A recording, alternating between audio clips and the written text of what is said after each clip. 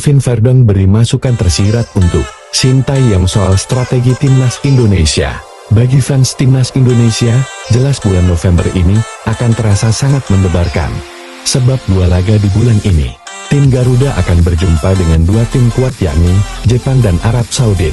Soal Jepang, jelas tidak perlu diragukan lagi kualitas tim yang satu ini. Namun untuk laga melawan Arab Saudi, sejatinya bisa menjadi peluang terbesar Indonesia untuk meraih 3 poin. Arab Saudi diketahui sedang dalam mood yang baik pasca kembalinya Hervé Renard, pelatih asal Prancis yang terkenal maco nan galak. Arab Saudi di bawah Hervé Renard pastinya akan jauh berbeda dari Arab Saudi di bawah Mancini. Sebab dari sisi cara bermain Renard adalah tipe pelatih yang terkenal akan sepak bola direct berbasis high pressing. Dan berdasarkan catatan statistik dari Transfermarkt, menunjukkan bahwa pemain-pemain dari Al Hilal yang mendominasi daftar pemain yang paling sering tampil di bawah kepemimpinan Hervé Renard. Dari semua nama, ada 3 nih pemain yang penampilannya terbilang luar biasa di bawah asuhannya, yang mana itu akan jadi sinyal bahaya untuk timnas Indonesia. Pertama ada Muhammad Kano yang mencatat 32 pertandingan selama diasuh oleh Renard pada periode pertamanya. Di posisi kedua ada striker Al Ahly, Firas Al-Buraikan, yang tampil dalam 30 laga dengan kontribusi 6 gol dan 3 asisten. Selanjutnya Kapten Timnas Arab dan Al Hilal, Salam Al-Dawsari, tercatat tampil dalam 29 pertandingan dan menjadi pencetak gol terbanyak dengan 13 gol serta 4 assist di bawah kepemimpinan Renard. Tentu dengan senjata utama 3 pemain tadi sudah pasti akan membuat lini belakang timnas yang dikomandoi oleh JXS harus bekerja keras.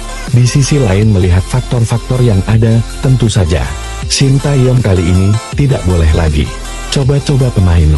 Sebelumnya STY memang sempat mendapatkan kritikan keras dari berbagai pihak setelah dirinya dianggap blunder saat laga melawan Cina.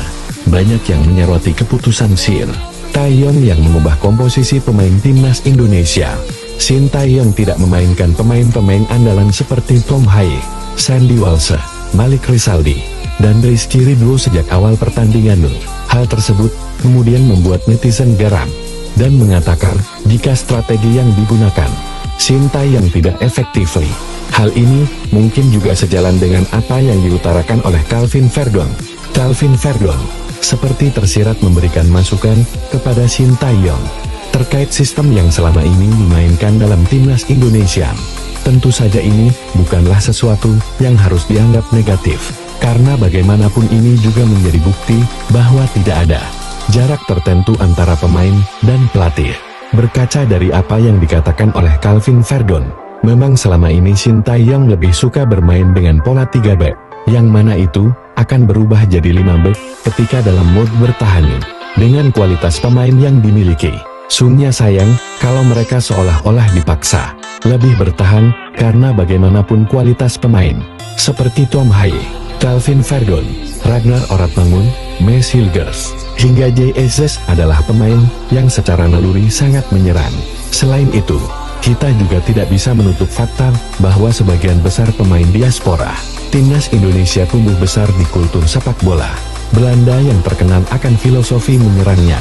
Saya tidak mengatakan saya lebih suka bermain di posisi tengah, tapi ini lebih menyenangkan. Saya suka sistem itu 3 back di timnas. Anda tidak memiliki banyak duel dengan striker tinggi, banyak waktu menguasai bola, build up yang bagus, dan Anda memiliki permainan di depan Anda. Verdong secara tersirat mengatakan dengan komposisi dan materi pemain yang ada saat ini, ada baiknya untuk memainkan skema 4 back. Bagi Calvin Verdong sendiri, ia mengaku lebih nyaman dengan sistem semacam itu. Meskipun begitu pemain yang Iceni Wegen itu juga mengaku tak masalah ketika harus bermain dengan sistem 3 back ketika di timnas Indonesia. Sejujurnya saya lebih suka bermain di tengah center back dengan skema 4 back, karena Anda lebih terlibat dalam permainan dibandingkan sebagai back kiri. Sebagai pemain belakang Anda seringkali menghadapi pemain yang cepat dan lincah. Terkadang orang kidal yang lebih suka masuk ke dalam. Ini berarti Anda harus memutar dan memutar lebih banyak, kata Calvin Verdong, dilansir dari Forzanek.